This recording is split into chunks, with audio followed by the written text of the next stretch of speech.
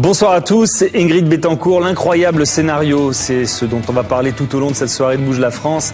On va revenir sur ces dernières 24 heures pour essayer de comprendre, parce que c'est vrai que chez vous, vous avez suivi minute par minute presque depuis hier soir ce qui s'est passé au cours de cette libération et vous êtes nombreux à avoir du mal à comprendre, c'est presque trop beau. On va essayer de décortiquer d'abord sur le plan militaire, comment on peut mener une opération comme ça. C'est notre premier invité, Renaud Girard, qui a été sur place avec le mari d'ailleurs d'Ingrid Betancourt, et qui connaît parfaitement la région et le rapport militaire entre les FARC et l'armée colombienne. Ensuite, on parlera de la Colombie toujours et de l'impact d'Ingrid Betancourt sur place en Colombie. Qu'est-ce qu'elle représentait avec Jean-Jacques Kouriansky, auteur de Ingrid Betancourt par au-delà des apparences, et Alejandro Zuluaga, qui est colombien résident à Paris.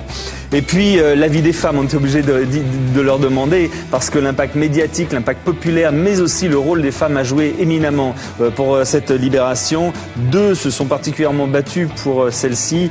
C'est Anne Hidalgo, première adjointe au maire de Paris, et Anne Colombe de la Taille, qui est vice-présidente du comité de soutien d'Ingrid Betancourt, est également une amie intime d'Ingrid Betancourt. Et puis, on se pose des questions évidemment sur la santé physique, morale d'Ingrid Betancourt. On va voir ça justement avec les images que vous avez tous vues, une femme resplendissante, en forme, pertinente, lucide, avec un psychologue et un nutritionniste qui nous parleront justement des lendemains, parce qu'il y aura forcément des lendemains et peut-être des séquelles. Et puis l'aspect politique également, avec Denis Jeanbart, quel impact pour la popularité de Nicolas Sarkozy. C'est vrai que tout le monde en parle, il est au creux de la vague et peut-être que ça va l'aider à rebondir. L'analyse donc de Denis sur ce thème. Et puis on terminera avec justement précisément une allusion du président Sarkozy hier soir à la fin de sa brève allocution à propos d'Ingrid Betancourt sur le soldat Khalid qui lui est toujours emprisonné depuis 2 ans en Palestine, et son avocat Stéphane Zerbib reprend espoir. Il va partir demain matin là-bas au Proche-Orient justement, et avant de partir il passe dans cette émission pour nous expliquer s'il a des espoirs que ça se déroule assez rapidement justement cette libération. Voilà pour cette soirée avec Bouge la France. Nous sommes bien sûr en direct avec vous. Saveria Rojek pour le journal, et juste après le film en images pendant 10 minutes. Saveria, bonsoir. Bonsoir, c'est l'image de la journée. Ingrid Betancourt retrouve ses enfants après 6 ans de captivité. L'avion affrété par la France s'est posé cet après-midi à l'aéroport de Bogota. Ingrid Betancourt s'est immédiatement avancée pour se jeter dans les bras de Lorenzo et de Mélanie. Ces 2 enfants ont longuement serré leur mère. Beaucoup d'émotions donc. Elle est ensuite restée un moment à l'intérieur de l'appareil où se trouvait également sa sœur Astrid. Elle s'est ensuite longuement exprimée. L'ex-otage a remercié Dieu pour ce moment si beau. J'imagine que le paradis, le nirvana, ressemble un peu à ça. Ingrid Betancourt qui sera demain après-midi à Paris. Tout à l'heure, des centaines de personnes se sont rassemblées sur le parvis de l'Hôtel de Ville pour célébrer cette libération. Sous les applaudissements, la mention libre a été rajoutée au portrait de l'ex-otage. Bertrand Delanoë, le maire de Paris, a exprimé son émotion. Sans connaître cette femme, nous avons compris que sa liberté, c'était notre liberté, et que pour sa seule liberté à elle, nous devions donner tout de notre mobilisation, de notre rassemblement, de notre capacité à défendre des valeurs essentielles. Aujourd'hui, je pense bien sûr à Ingrid Betancourt et au droit qu'elle aura aussi à la sérénité, à l'apaisement. Dans le reste de l'actualité, un 2e réacteur EPR va voir le jour en France. Nicolas Sarkozy l'a annoncé ce matin lors d'un déplacement au Creusot. Le président n'a pas précisé le lieu ni la date de mise en service de ce nouveau réacteur. Alexandra Turpin. On ne sait pas encore où elle se trouvera, mais une nouvelle centrale nucléaire EPR verra le jour en France en 2011. Les EPR sont des réacteurs nucléaires équipés d'une technologie plus moderne et plus puissante. Je voudrais donc annoncer aujourd'hui que nous allons construire une nouvelle centrale EPR, indépendamment de celle de Flamanville que j'avais signée lorsque j'étais ministre des Finances. Il faut savoir que chaque EPR qui remplace une centrale à gaz fait économiser 2 milliards de mètres cubes de gaz par an. 2 milliards de mètres cubes. Économiser du gaz mais aussi du pétrole, c'est l'argument donné par le président pour justifier son projet. Le baril a justement atteint un nouveau record ce matin, une hausse constante qui pèse sur le pouvoir d'achat. Mais pour les opposants au nucléaire, ce n'est pas une solution. On ne peut pas compter sur de nouveaux EPR pour faire face à la crise énergétique actuelle. Le nucléaire, jamais ça fera avancer des voitures. En France, le nucléaire n'est pas développé pour le bien des citoyens. Il est développé parce qu'il y a des gros lobbies puissants qui font pression pour que toujours cette industrie soit maintenue en France. En matière d'électricité, 80% de la production française vient du nucléaire. EDF s'est déjà porté candidat pour la construction du deuxième EPR. Suez pourrait bien s'y intéresser aussi, mais le chantier n'est pas simple. À Flamanville, site de la première centrale EPR, on ne compte plus les mois de retard. La BCE relève son principal taux directeur face à la flambée des prix. La Banque centrale européenne augmente son principal taux d'un quart de point à 4,25%. Objectif combattre l'inflation qui s'est envolée à 4% dans la zone euro. Dans les Bouches-du-Rhône, une quinzaine de bateaux de pêcheurs ont bloqué aujourd'hui l'accès au port de Port-de-Bouc et de Fos-sur-Mer. Ils protestent contre la fermeture prématurée de la pêche au thon. Et puis on vient d'apprendre que George Bush, le président américain, assistera à la cérémonie d'ouverture des Jeux Olympiques. Voilà, je vous propose maintenant de découvrir ou de redécouvrir les premières 24 heures de liberté d'Ingrid Betancourt. Un document préparé par Caroline Deschamps, tout de suite après Pierre Sled et ses invités pour une édition spéciale de Bouge la France.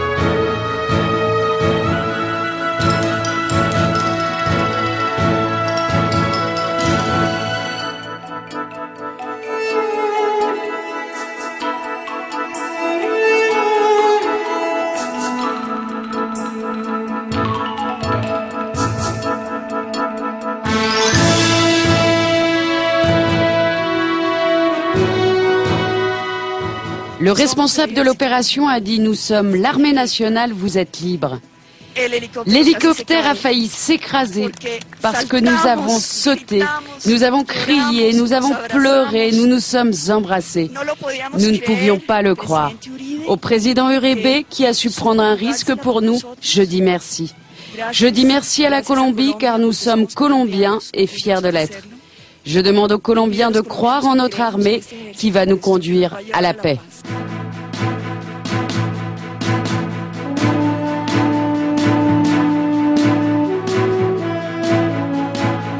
On veut partager avec vous tous cet immense bonheur. Là, on va très vite faire nos valises, nos petits bagages, parce qu'on prend un avion grâce au président Sarkozy pour que toute la famille aille très vite embrasser Ingrid.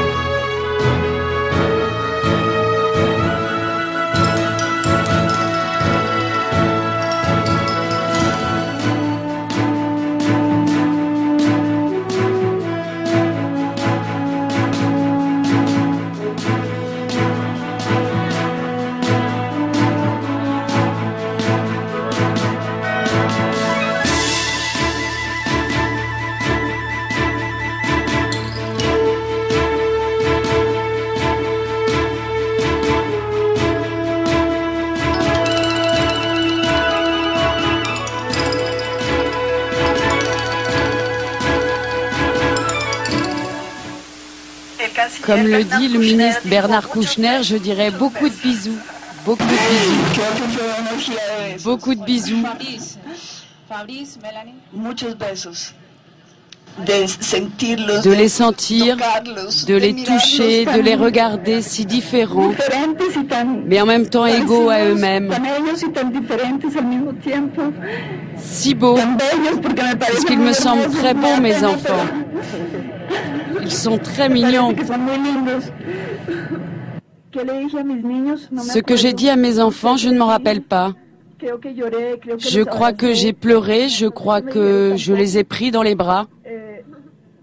Si, je leur ai dit qu'ils étaient beaux. Je leur ai dit aussi qu'ils étaient grands. Ah si, je leur ai dit qu'ils allaient devoir me supporter car je vais les coller comme un chewing-gum.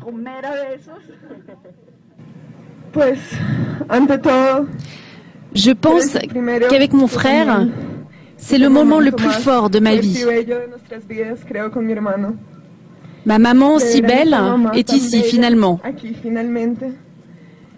Nous étions contre les opérations militaires, car les opérations militaires nous faisaient peur et que ça pouvait finir dans un bain de sang. Jamais nous n'avons voulu mettre la vie de notre mère ou des autres otages en danger. Mais cette opération ne fut pas une opération militaire. Ça a été une opération d'intelligence militaire. C'est différent. Et comme maman l'a dit quand elle est arrivée, cette opération a été menée de façon parfaite. Ils sont tous vivants, tous de retour, et c'est ce que nous espérions dès le début. Aujourd'hui, je continue à penser à ceux qui ne sont pas là, à leurs familles qui ont beaucoup de peine. Il faut continuer à lutter pour leur libération. Parce que je me rappelle parfaitement quand j'ai vu les images de ceux qui ont été libérés en janvier-février. J'avais tant de joie pour eux, mais en même temps je pensais à maman. Mais bon, aujourd'hui elle est là avec nous et il faut lutter pour qu'ils soient tous libérés.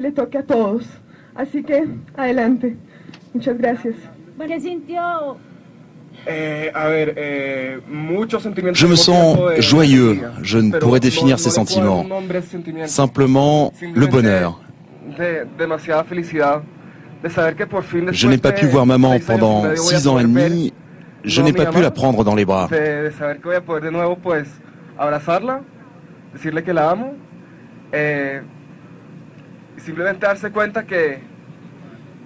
Je pense que c'est un combat pour la liberté et que c'est très précieux. Il y a d'autres otages dans la forêt. Et pour eux, nous devons continuer à lutter, car la liberté, c'est très important.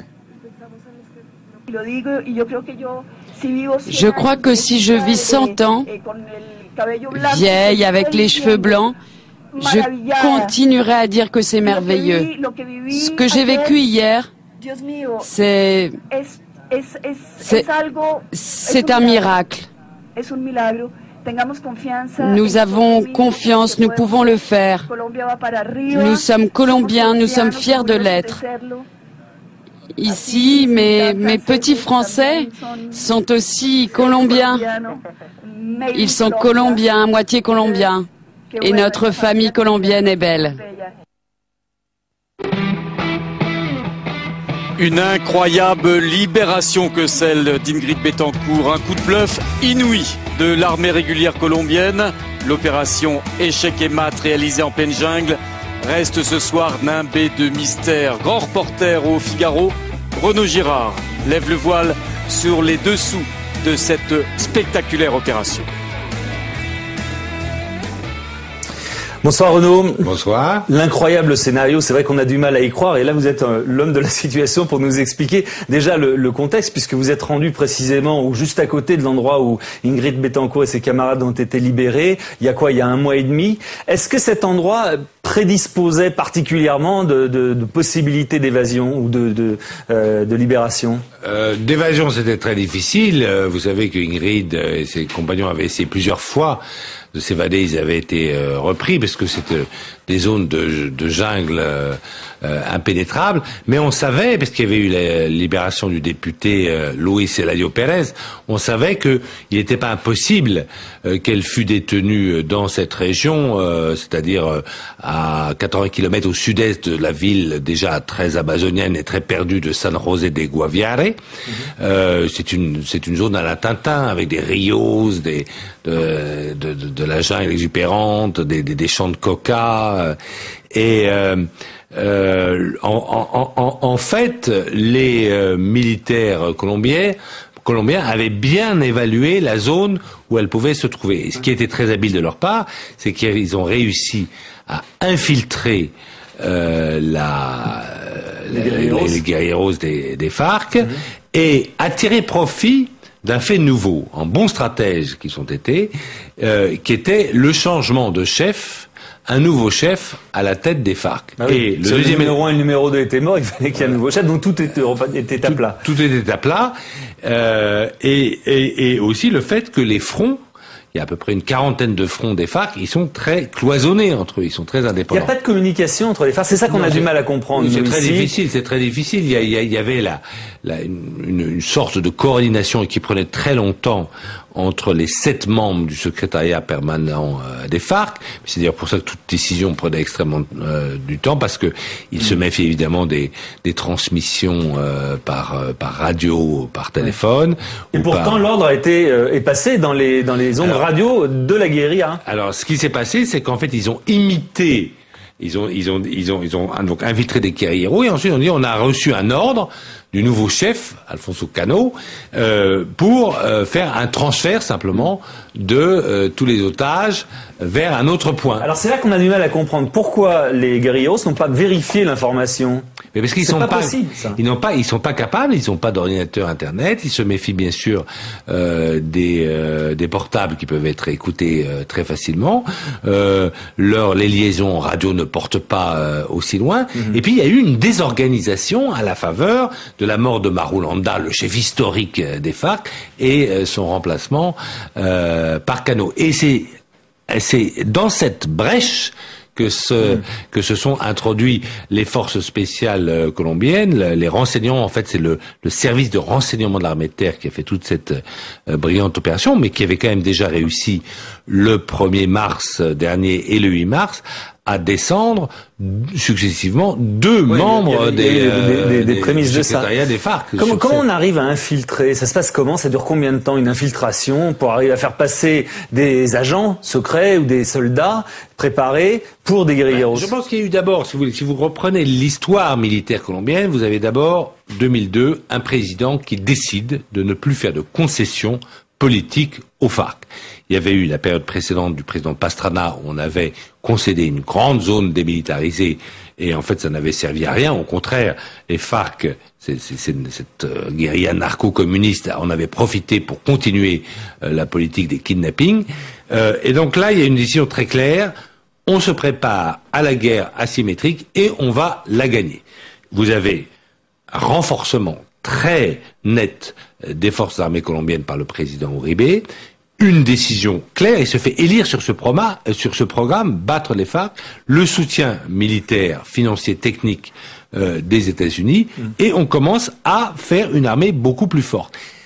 À l'intérieur de cette armée, on commence, notamment en prenant le conseil des Américains, mais aussi des Israéliens, etc., à faire un service de renseignement militaire très professionnel. Et ça a mis longtemps, évidemment. Et ça a mis longtemps. Et donc, la première moisson de tous ces efforts, en fait, ça a été en mars 2008 avec ses succès, mais qui n'ont pas arrêté. Et par ailleurs, un programme de repenti pour attirer les guerrilleros, c'est-à-dire qu'on leur offre un pécule et 2 ans de formation professionnelle pour qu'ils puissent se réinsérer dans la société, qui a marché. Quand j'étais là-bas en Colombie, il y en avait 30 par semaine qui se rendaient pour profiter de ces programmes gouvernementaux de repenti. Et donc, c'est une opération effectivement de James Bond, ouais, mais parce que franchement, se faire passer pour une organisation humanitaire, on se dit mais comment ils ont pu tomber dans ce panneau-là, quoi? Parce qu'il y avait quand même eu il y avait eu les transferts précédents, notamment avec Clara Rojas, qui avait été fait par le CICR, et donc des guérilleros qui sont pas agrégés de philosophie, hein, les guérilleros, c'est des types un peu simples, d'autant plus que la guérilla a été décimée, donc c'était des jeunes peu expérimentés. Ils voient arriver un hélicoptère, on leur dit que c'est une organisation militaire, ils ont déjà soit vu la télé, soit entendu parler, soit même vu de leurs propres yeux des transferts qui ont été faits par, en l'occurrence, les hélicoptères du CICR, du Comité international de la Croix-Rouge de Genève. Ça les étonne pas. Sur le coup, ça les étonne pas. Les types, en plus, j'y vois des types qui ressemblent à l'intérieur de l'hélicoptère à des FARC avec des t-shirts de Che Guevara.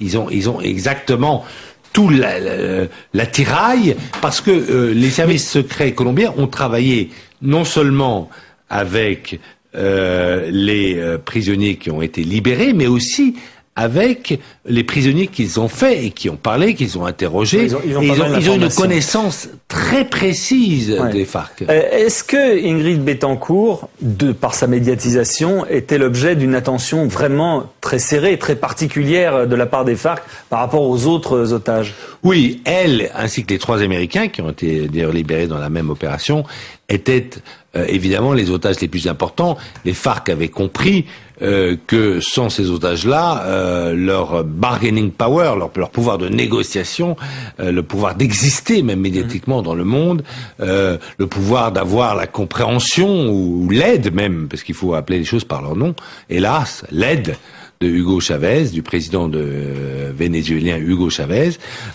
reposait sur ces otages qui étaient en quelque sorte des diamants en leur possession, et aujourd'hui évidemment ils sont extrêmement affaiblis et ils doivent être démoralisés aussi. Cette libération, c'est justement, ça prouve que les FARC sont très très affaiblis actuellement. Oui. Et est-ce que ça présume un petit peu de ce qui va se passer dans les semaines, dans les mois qui vont venir? C'est que un affaiblissement qui va continuer et peut-être une victoire finale de l'armée colombienne? Je pense que le président Uribe va continuer sur la dynamique. Alors, il y a une dynamique interne, c'est que on n'a jamais vu en Amérique latine un président aussi populaire. Vous savez, la Colombie, c'est une démocratie. Le maire de Bogota, il est d'opposition, il est socialiste, comme un peu chez nous, Delanoë, si vous voulez. C'est exactement ça, c'est un ami de Delanoë. Donc c'est une démocratie, mais où le président est extrêmement populaire. Il y a 8 jours avant cette libération, il avait un taux de popularité de 84%. Ce qui est intéressant, c'est que la deuxième personnalité politique le plus populaire,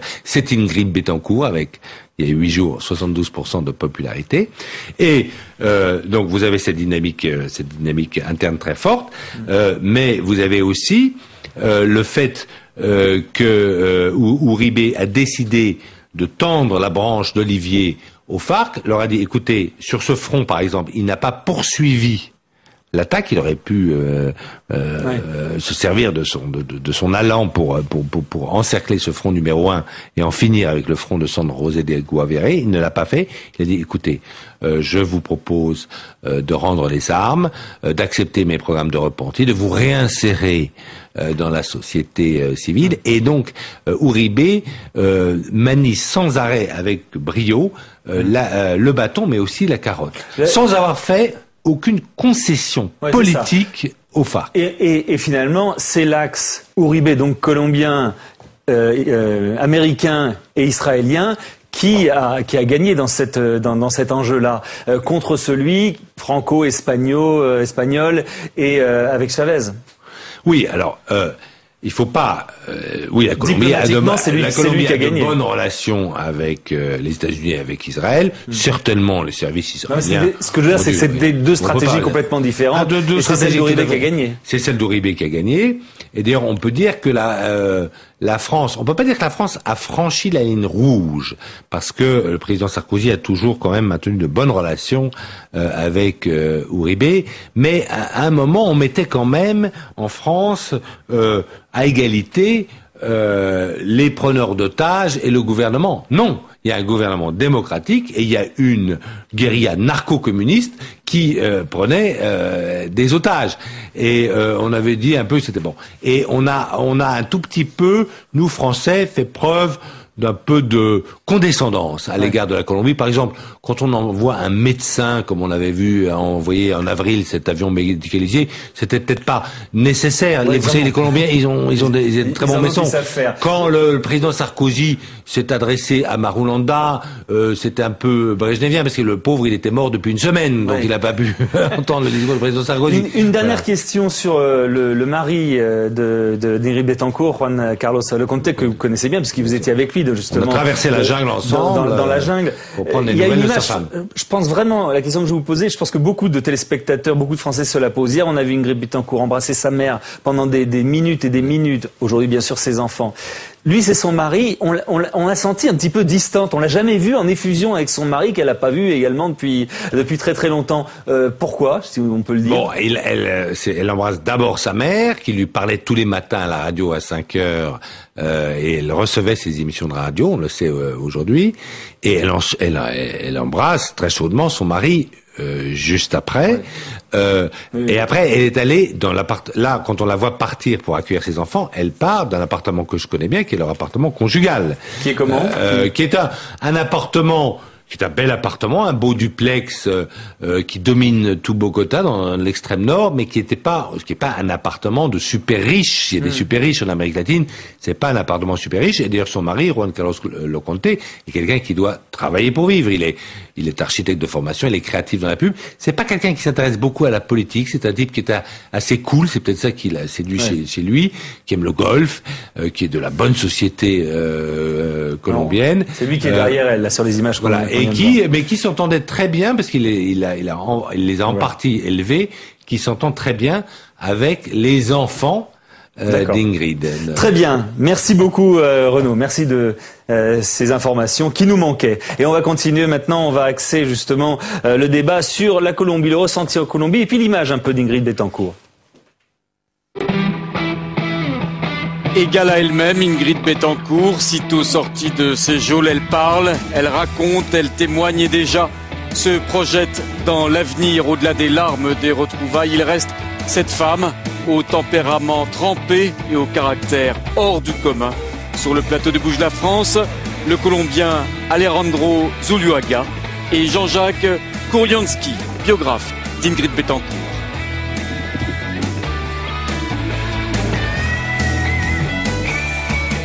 Bonsoir messieurs. Est-ce que vous avez été, puisque c'est un incroyable scénario qu'on décrit ce soir, qu'on essaie d'expliquer, est-ce que vous avez été surpris par la façon dont a été libérée Ingrid Betancourt? Écoutez, on ne sait pas tout, on ne saura probablement pas tout avant un certain temps. Hein. Mais ce qu'on vient de relater, avec cet hélicoptère venu de nulle part, c'est presque incroyable. Il faut voir que cette opération qui s'est déroulée hier n'est pas une opération isolée, elle vient après beaucoup d'autres, au cours desquelles l'armée colombienne a démontré qu'elle avait pris le dessus sur les FARC. Donc, que les 15 otages aient été libérés sans casse hier, apparaît dans la suite logique de la mort de 2 membres importants du secrétariat des FARC Saint-Adé, voilà, plus un certain nombre d'autres choses qui sont moins connues, moins médiatisées. Donc, il y a eu, par exemple, il y a quelques jours, l'armée colombienne a saisi un atelier de fabrication de treillis des FARC. Bon, évidemment, c'est pas un événement extrêmement sensationnel, mais ce sont des signes qui prouvent que, ou par exemple, l'année dernière, quand les porteurs de cassettes qui amenaient des témoignages de vie, des otages ont été arrêtés par la police colombienne. Donc ça veut dire qu'il y a une infiltration progressive et inéluctable.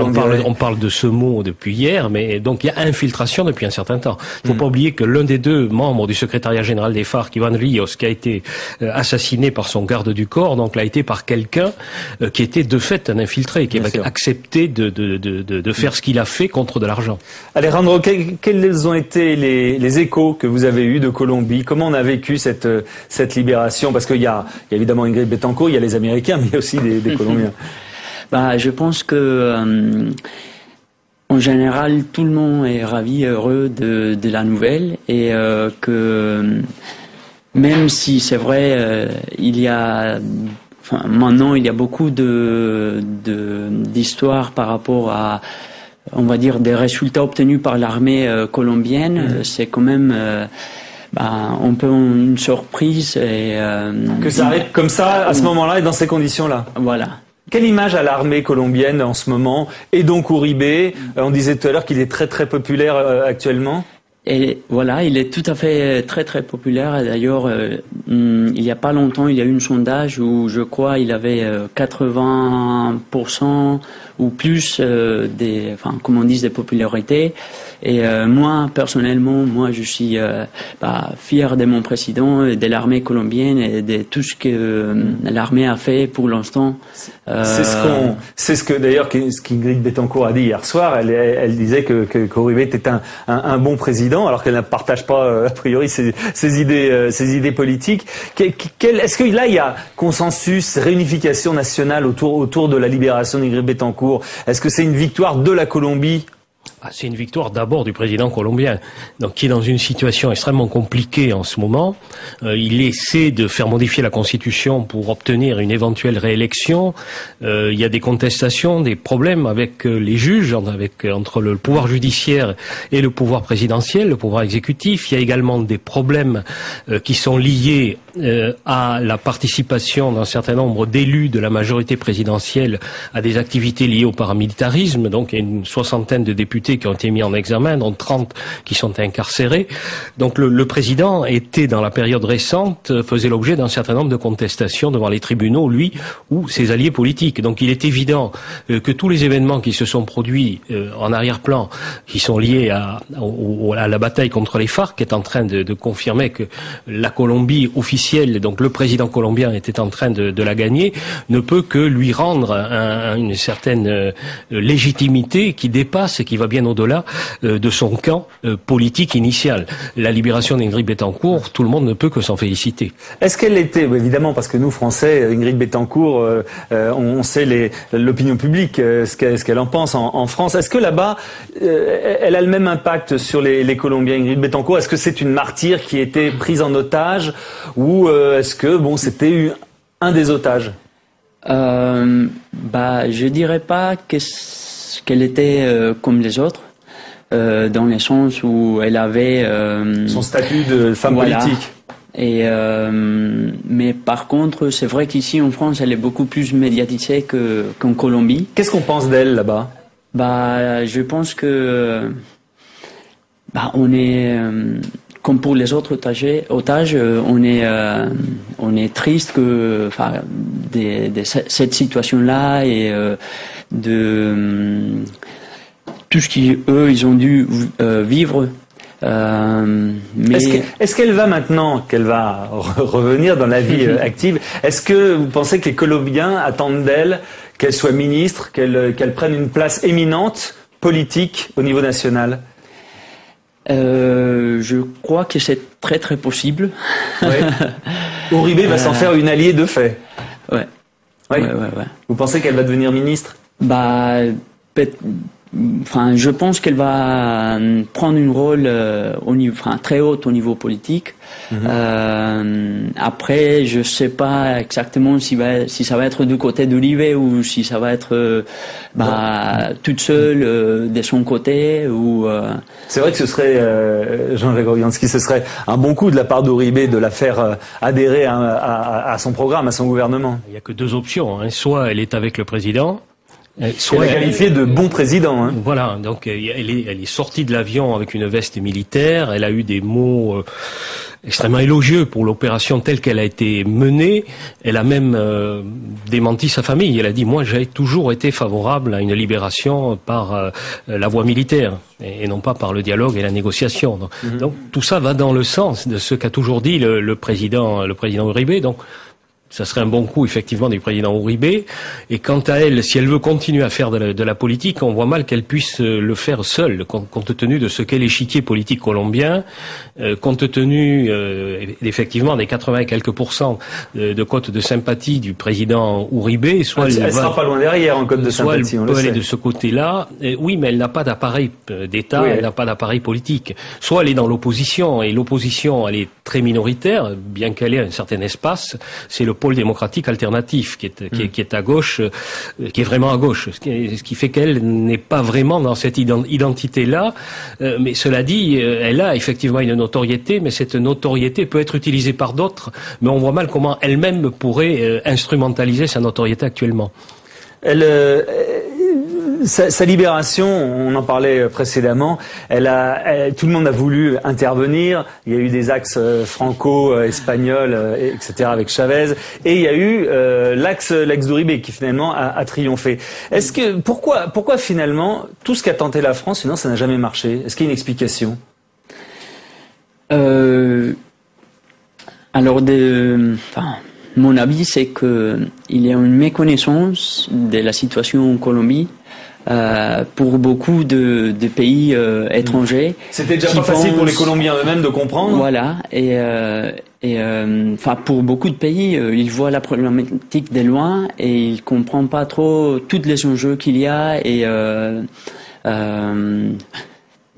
tout ce qu'il y avait derrière. Ouais. Méconnaissance, c'est ça qui fait. Tout le monde voulait. Est-ce que la situation, à votre avis, a changé là maintenant? Il y a eu quand même, vous en avez parlé, des signes et des faits qui montrent un affaiblissement notoire des FARC. Est-ce que cet affaiblissement va devenir une déroute? Écoutez, la situation des FARC je dirais pas qu'elle est dramatique, mais les FARC sont face à des problèmes de plus en plus graves. La réforme de l'armée colombienne, avec l'aide des États-Unis, qui a été engagée en 2000 à l'époque du président Clinton, sous le nom de Plan Colombie, est en train de produire ses effets. Il faut rappeler qu'entre 96 et 98, c'est les FARC qui militairement étaient dominantes, qui imposaient leur stratégie aux forces armées colombiennes. Aujourd'hui, on est dans une situation tout à fait inversée.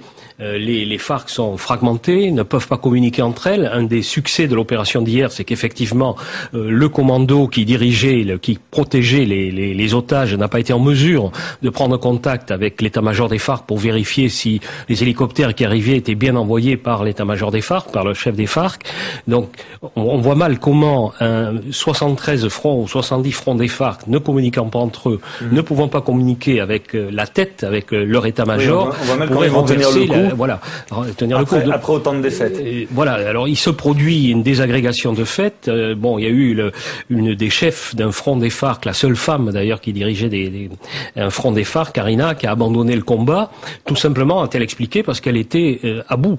Elle n'avait plus de relation avec sa hiérarchie, elle ne recevait plus d'aide matérielle, alimentaire, en armement, aucune instruction.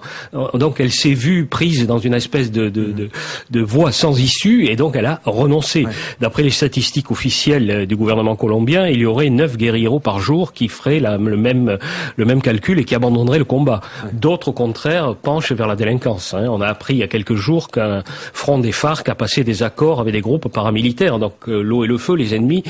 Pourtant, ils se sont mis d'accord. Pourquoi? Pour se partager la culture, les fruits de la culture de la coca et du trafic de stupéfiants dans la région dans laquelle ce n'est pas l'ingrédient le plus négligeable dans cette affaire. Donc, il y a cette hypothèse-là que les FARC finissent progressivement par se désagréger. Je voulais montrer votre livre que j'ai évoqué tout à l'heure avec Pierre-Henri. Ingrid Betancourt, Par-delà les apparences de Jean-Jacques Koriansky.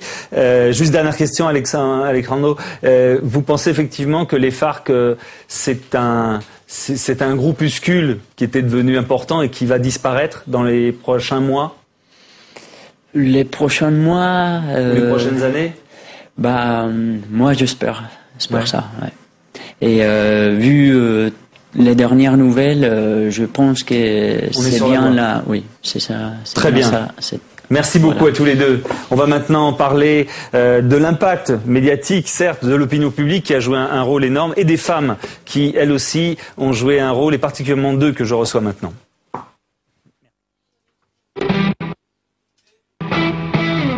Et oui, partout en France, on fête ce soir la libération d'Ingrid Betancourt, des fêtes qui mettent un terme à la formidable mobilisation de l'opinion qui, pendant des mois, a rassemblé les énergies autour de la famille d'Ingrid. À Paris, Anne Hidalgo, première adjointe au maire de Paris, fut à la pointe de cette mobilisation. À ses côtés, Anne Colombe de la Taille. Elle organisait ses comités de soutien. Elles sont, ce soir, toutes les deux, sur le plateau de Bouge la France.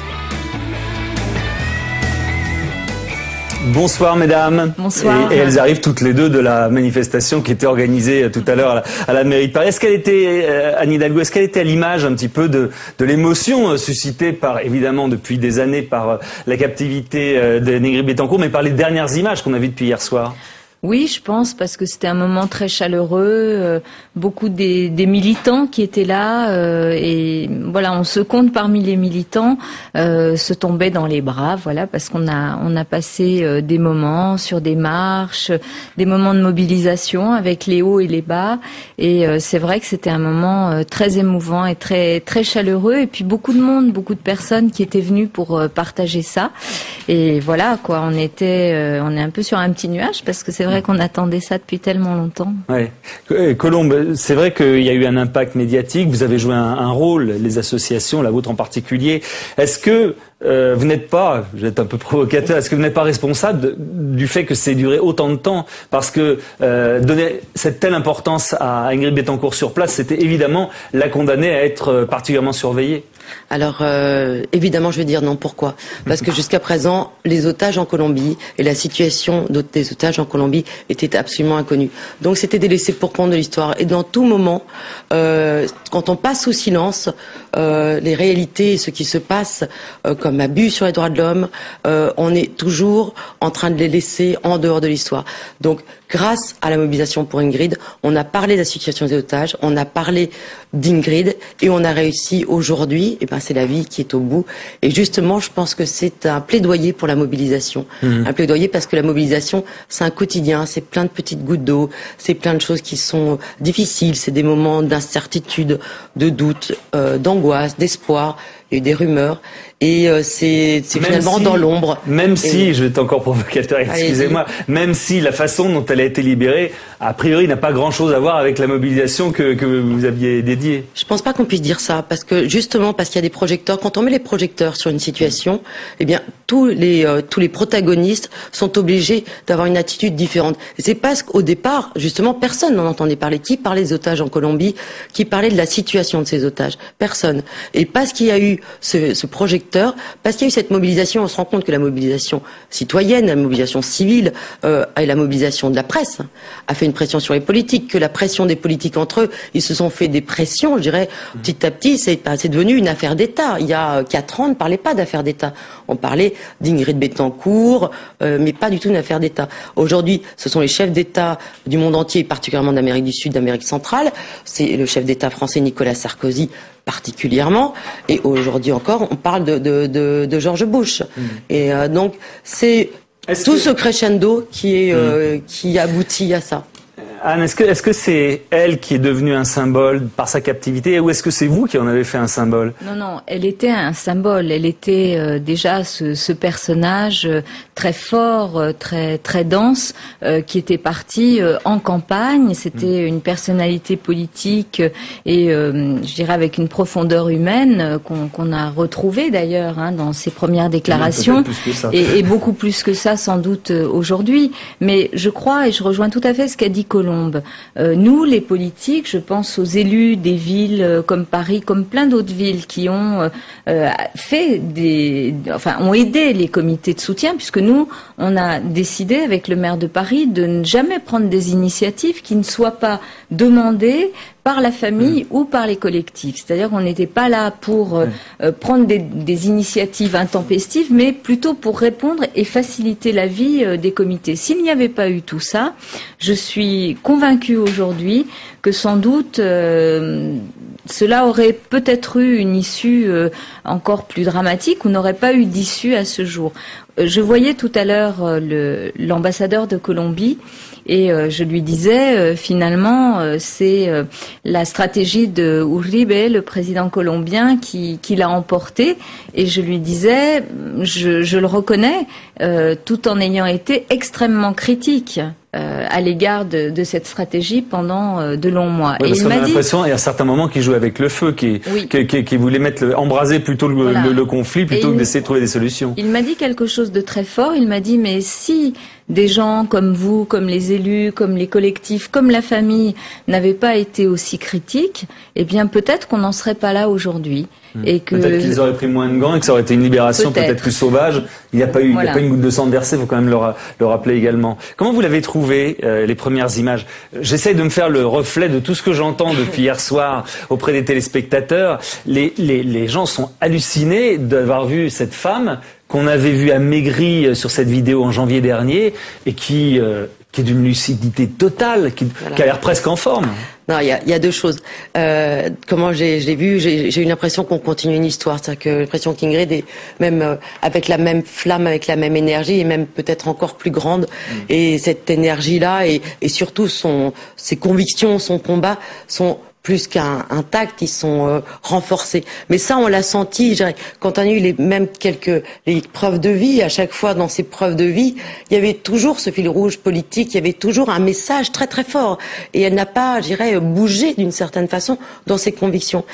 Par ailleurs, on était avec Florence Aubenas ce matin, et à chaque fois qu'un otage, enfin à chaque fois, ça n'arrive pas toujours, mais quand un otage sort, on dit toujours, finalement, il va pas si mal. Florence, on s'est dit... C'est vrai qu'on est resté sur une image d'elle, quand même, qui était... Alors, il y a deux choses. D'une part, il est parfois dans l'intérêt de ceux qui ont des otages de ne pas faire passer des images où ils ont l'air entre bonne santé.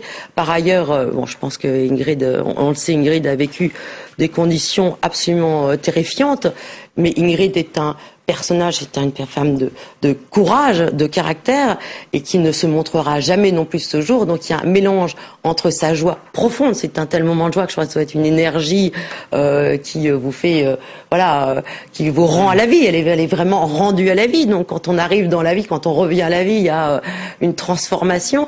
Et d'autre part, on le voit, elle en parle, ses conditions, notamment qu'elle avait une chaîne au poignet. On voit qu'elle a mis des bandeaux autour de ses poignets pour pas qu'on le voit. Donc il y a aussi toute une façon de ne pas montrer tout ce qu'elle a pu souffrir et qu'elle ne veut pas montrer. Quelqu'un d'éminemment positif. Est-ce que c'est un exemple pour la politique? Là, je parle à la femme politique que vous êtes. Ah oui, à l'évidence, parce que c'est quelqu'un qui a su garder ses convictions, qui les exprime avec force, avec simplicité, avec lucidité. Moi, je trouve, je ne connais pas Ingrid autrement qu'à travers ce que j'en ai appris dans cette épreuve de détention.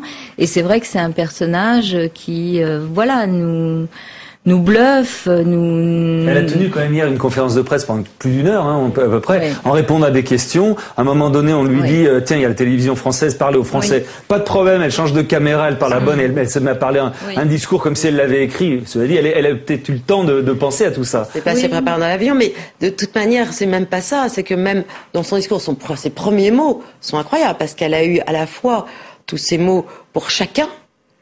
On voit qu'elle a une connaissance parfaite de ce qui s'est passé politiquement, de ceux qui ont joué et qui ont joué un rôle important. Elle est passée de l'espagnol au français, donc elle a été en s'excusant auprès du peuple combien en disant excusez-moi, mais je voudrais parler aussi à mon autre nation, à mon autre patrie qui est la France, douce France. Donc elle a été, en effet, si on avait une inquiétude en tout cas sur son état moral ou sur psychique, clairement elle est absolument...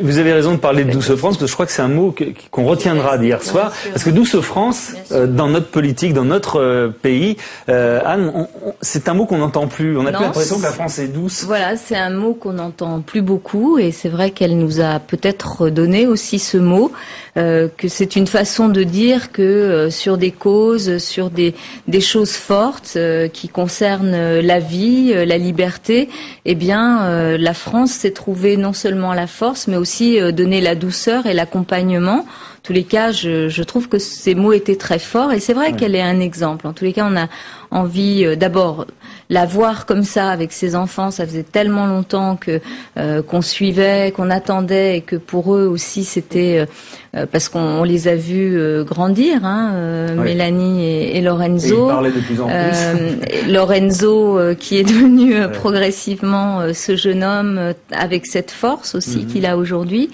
Donc voilà, voir ces images, c'est quand même quelque chose qu'on avait tous espéré.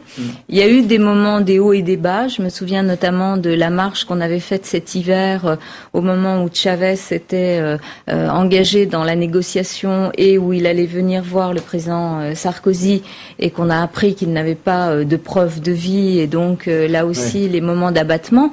Donc voilà, de voir ce dénouement et cette femme avec tout ce qu'elle va apporter encore, c'est quelque chose de fort. Peut-être même sur le plan politique, je sais pas. On parle d'elle, les députés italiens, j'ai vu ça, la proposent comme prix Nobel de la paix. Est-ce que vous croyez qu'il faut lui donner cette dimension-là ?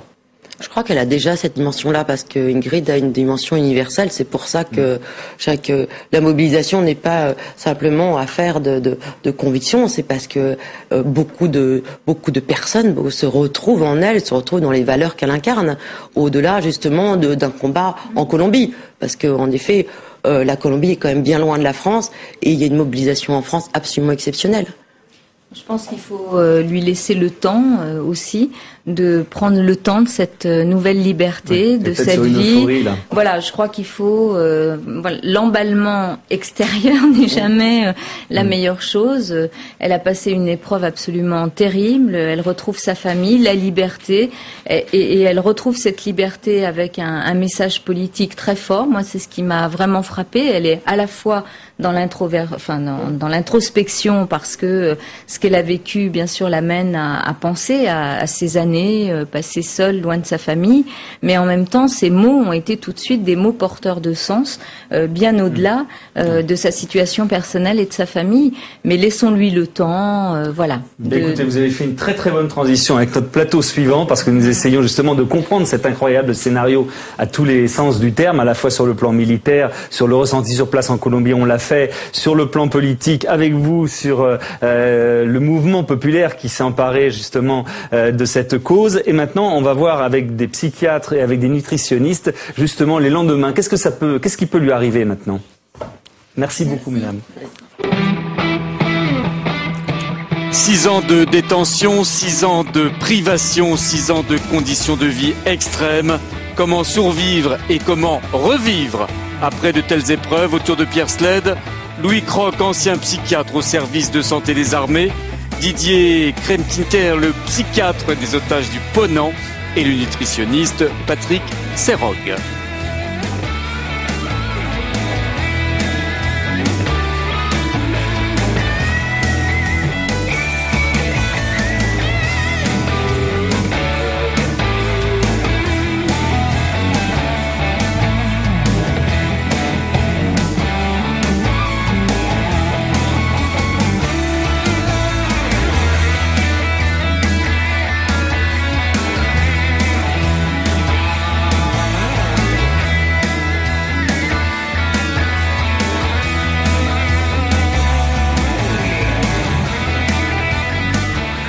Bonsoir messieurs, ça a mis un petit peu de temps pour s'installer, mais c'est vrai qu'on essaye de comprendre. On vient d'en parler avec nos deux précédentes invitées.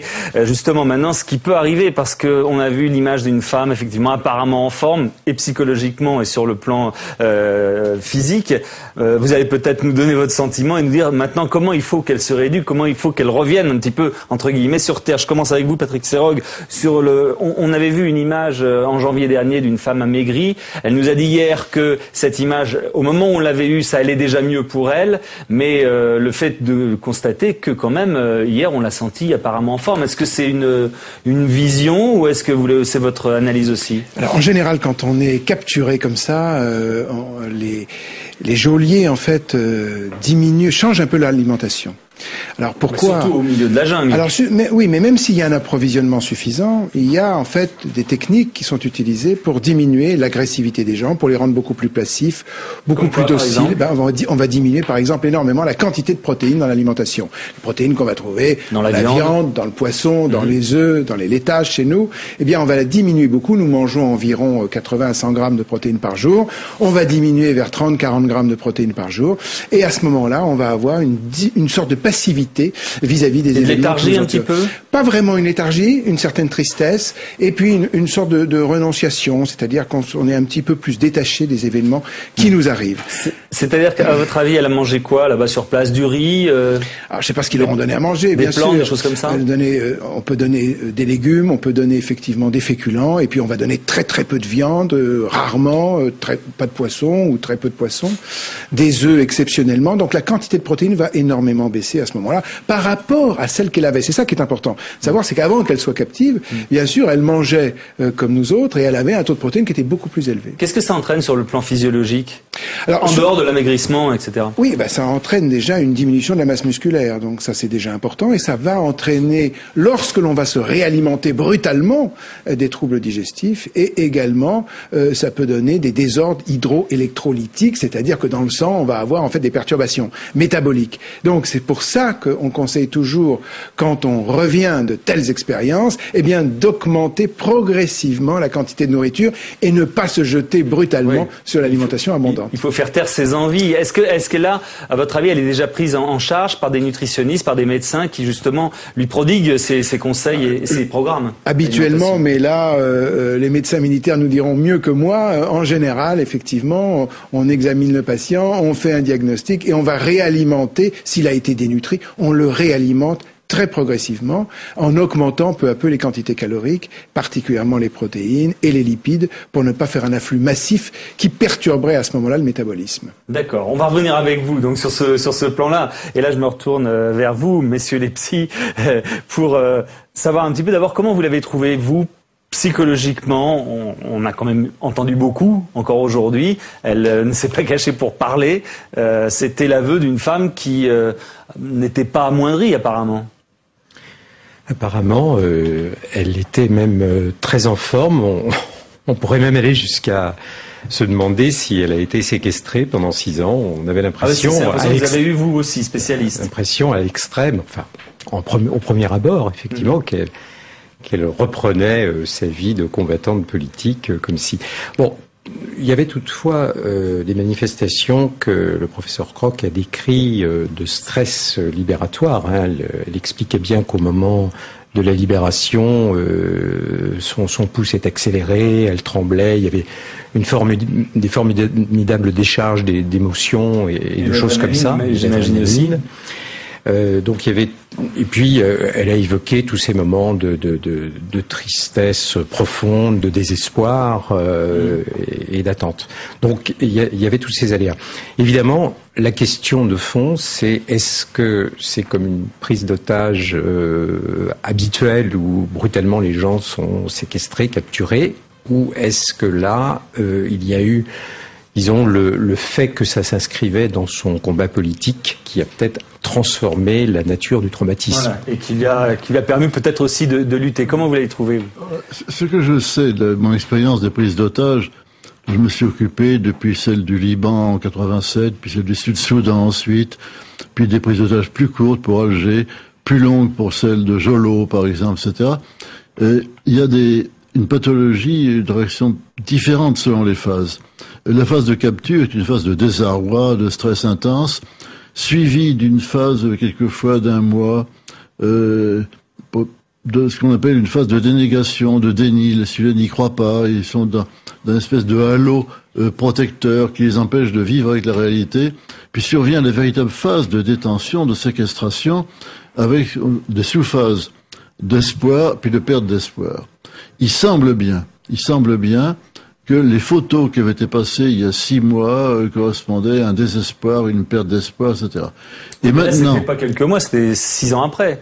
Oui, c'est ça, mais on voyait ce visage très triste, etc. Et puis, il y a eu la libération, qui plus qu'une libération a été une délivrance d'une manière active. C'est pas une libération de suite de tractations financières et politiques dans lequel je vous fais remarquer l'otage perd sa personnalité pour devenir monnaie d'échange.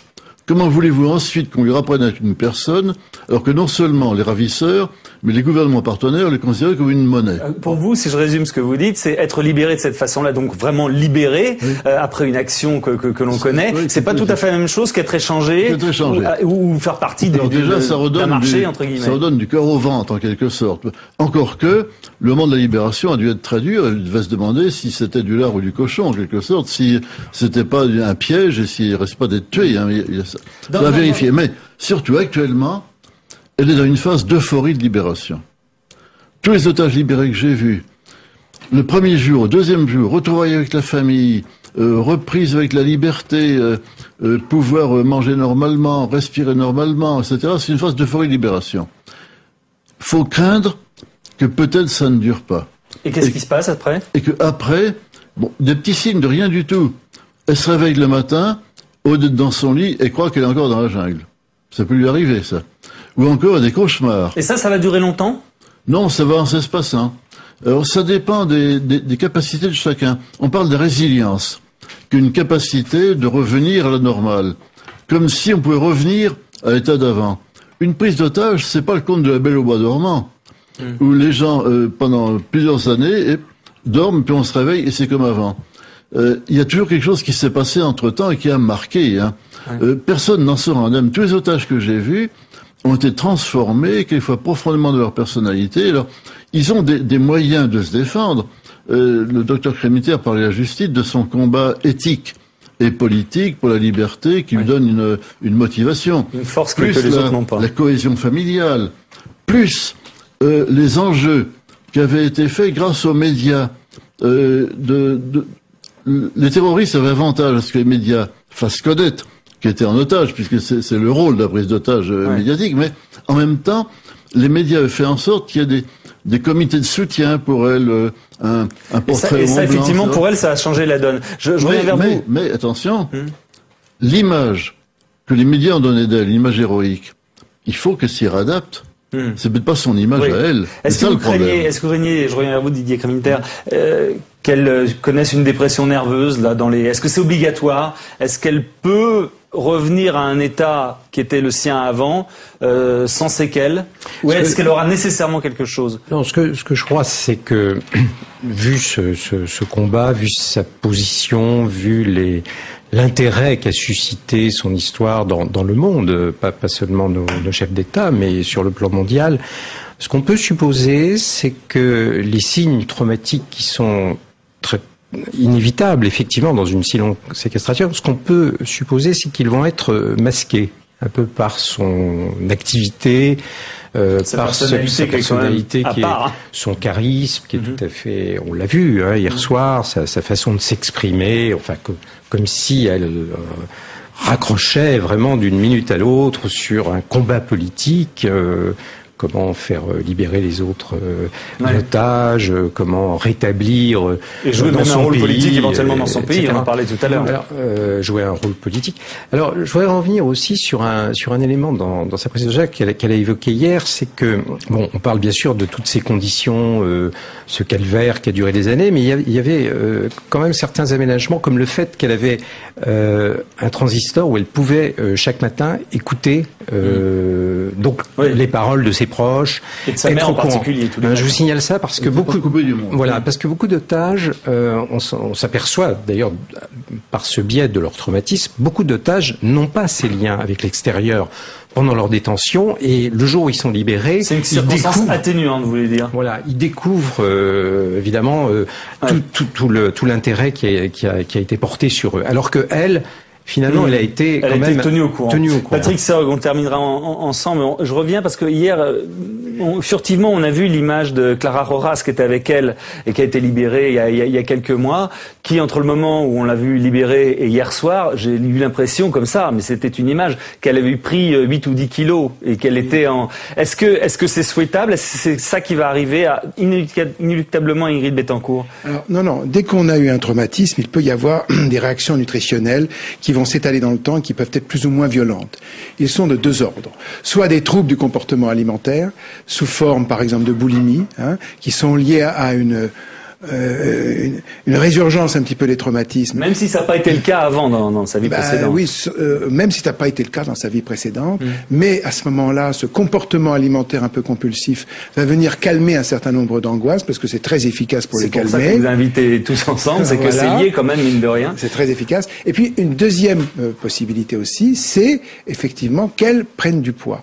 Alors comment on prend du poids? Eh bien tout simplement parce que pendant 6 ans, elle a été soumise à une alimentation particulière, probablement restrictive, puisqu'on l'a vu amaigrir en tout cas sur les photos, et que aujourd'hui, eh bien, elle va avoir une alimentation abondante, comme nous l'avons tous, et que si elle n'y prend pas garde, eh bien sûr qu'elle va reprendre du poids à cause de cette différence calorique brutale.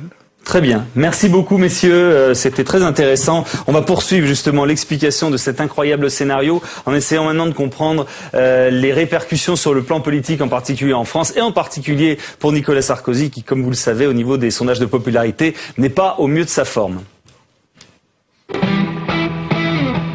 C'est vrai, Nicolas Sarkozy s'est pendant des mois directement impliqué dans le dossier Bettencourt, le président privilégiant la diplomatie et la négociation. C'est lui qui accueillera demain à Paris l'ex-otage franco-colombienne. Alors, le président peut-il tirer parti de cette spectaculaire libération?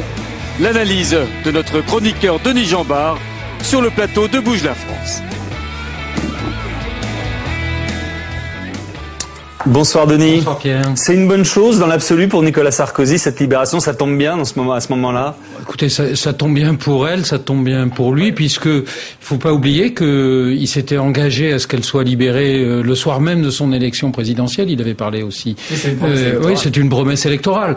Alors c'est pas lui qui l'a exécutée, mais c'est vrai que depuis 1 an, il a mené cette bataille-là, ce combat-là, et au fond, il a participé à sa manière à cette libération, même si c'était pas la voie qu'il avait choisie, puisque la France n'était pas très favorable à une intervention des forces militaires colombiennes. Voilà, presque affrontement diplomatique.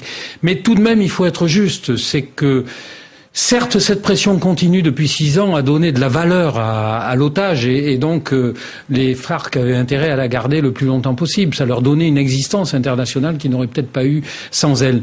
Néanmoins, c'est vrai que la pression mise par la France a fait que c'est devenu aussi un enjeu très important pour le président Uribe et qui s'est senti lui aussi obligé d'agir à sa manière, c'est-à-dire en homme d'État qui mène les affaires dans son pays et qui n'était pas la manière souhaitée par la France.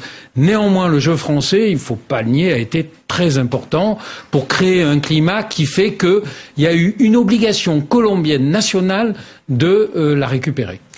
Il y a eu la libération des infirmières bulgares. Maintenant, Ingrid Bettencourt, est-ce qu'on peut dire que sur ce plan-là, plan diplomatique mais très particulier, Nicolas Sarkozy ne fait que marquer des points depuis qu'il a été élu?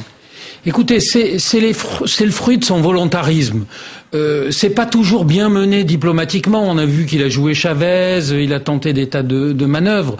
Mais cette manière d'être qu'a Sarkozy, qui est de toujours mettre tout sous pression, eh ben ça porte aussi des fruits. Ça lui permet d'aboutir sur la scène internationale, comme il avait réussi d'ailleurs le coup du traité de Lisbonne. Alors 1 an après, il y a un effet boomerang à cause des Irlandais, mais quand même, le coup était réussi, ce que vous voulez dire. Le coup était réussi, et peu importe au fond la manière dont le coup était réussi, l'essentiel c'est que l'objectif soit atteint. L'objectif c'était de faire libérer Ingrid Bettencourt. Elle est libre aujourd'hui. Ce n'est pas lui, sans doute aurait-il préféré que ça soit lui qui, comme il veut tout faire, il aurait aimé la chercher lui-même, probablement. Mais on ne peut pas dire que l'action de la France ait été inutile, même si on n'a pas joué vraiment le gouvernement colombien. Je le redis, je pense que la pression française a mis le gouvernement colombien dans l'obligation d'agir, et peut-être d'ailleurs que Nicolas Sarkozy, s'il s'était trouvé dans la situation du président Uribe, aurait fait de la même manière. C'est-à-dire, eh bien, c'est un État souverain qui mène sa politique. Il ne faut jamais oublier d'ailleurs que le père d'Uribe a été assassiné par les FARC. Absolument. Parlons de l'opposition par rapport à cette libération. Il y a 2 stratégies invisiblement au sein du Parti socialiste. Il y a celle de François Hollande qui dit voilà, c'est le résultat d'un mouvement de la France, du peuple, politique également, on doit s'en réjouir, etc. Et il y a la stratégie de Ségolène Royal qui dit Nicolas Sarkozy, il n'y est pour rien du tout. Mais ça, directement, c'est pas lui qui l'a sorti comme je viens de le dire, mais c'est vrai que c'est assez injuste de dire que son action n'a servi à rien. Ça n'est pas vrai. L'action de la France, du président Sarkozy, mais aussi de toutes les forces politiques françaises. Sa photo était quand même sur la place de l'Hôtel de Ville. Le Parti socialiste lui-même s'est engagé. Donc, s'il y a vraiment eu un mouvement national français pour sauver une franco-colombienne, c'est quand même elle a la nationalité française aussi, elle a la double nationalité. J'espère qu'on fera la même chose pour le soldat Ghilan Shalit. Écoutez, vous êtes parfait tous ce soir, parce que c'est exactement la transition. Je vous fais la transition. Parfait, parce que je reçois maintenant... Merci beaucoup, Denis. Je reçois maintenant son avocat, justement. Ça a été l'un des derniers mots de Nicolas Sarkozy dans son allocution hier soir, c'est de dire « Et maintenant, c'est le tour du soldat Shalit, qui est franco-israélien ». On va avoir des infos tout de suite maintenant. C'est vrai, c'était hier soir Nicolas Sarkozy qui a prononcé son nom, Gilad Shalit, l'autre otage, retenu depuis maintenant des mois par les extrémistes du Hamas au Proche-Orient. Un nouveau combat à ne pas perdre de vue. L'avocat Stéphane Zerbib, il conseille la famille française de Gilad Shalit et il est ce soir sur le plateau de Bouge la France. Bonsoir Stéphane. Bonsoir. C'est pas la première fois que vous venez dans Bouge la France nous donner à chaque fois des nouvelles de votre client, le soldat Shalit. C'est vrai que le chef de l'État en a parlé hier. Est-ce que les choses ont changé depuis hier soir pour vous, stratégiquement ? Écoutez, d'abord, au nom de la famille Shalit, Noam Shalit, son épouse, se réjouissent de la libération d'Ingrid Betancourt, qu'elle soit en bonne santé, et adressent bien entendu toute leur sympathie et leurs félicitations dans le cadre de cette libération. C'est extrêmement important. Alors, les choses n'ont pas fondamentalement changé.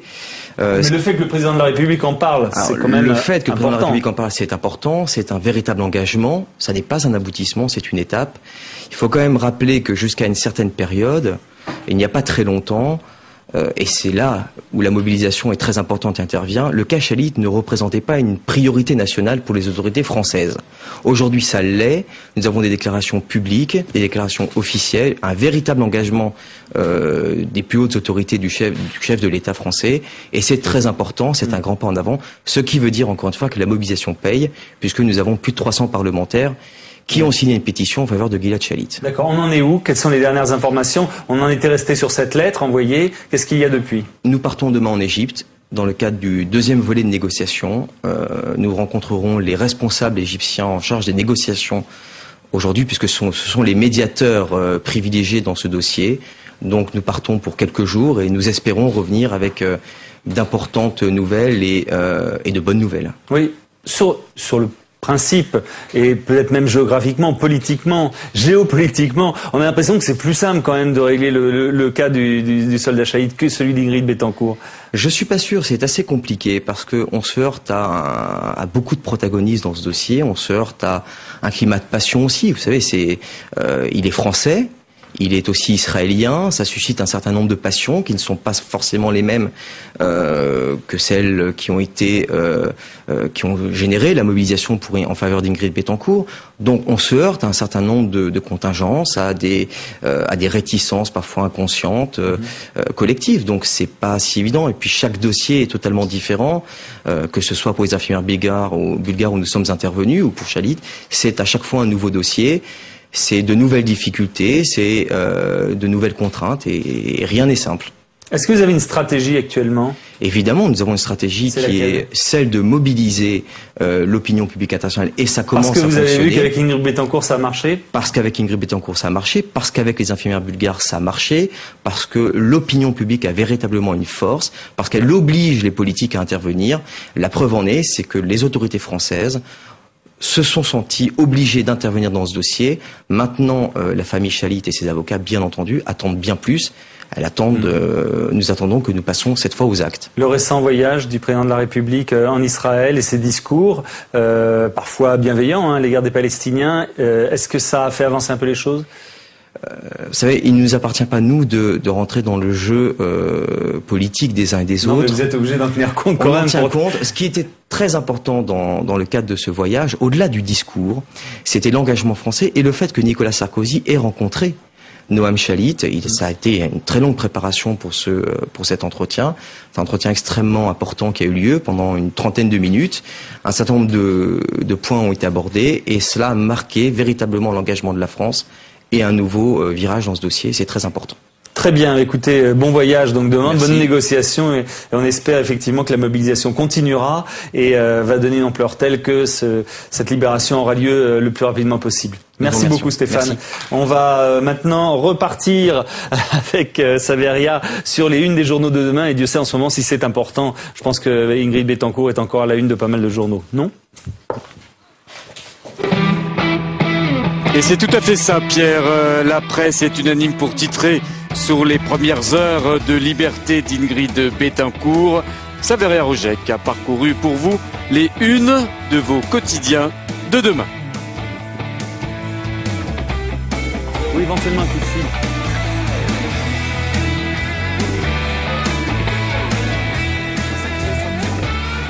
À la une de vos quotidiens demain, un événement, bien sûr, la libération d'Ingrid Betancourt.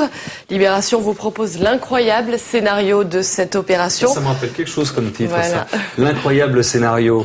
Une opération préparée depuis des mois par Bogota.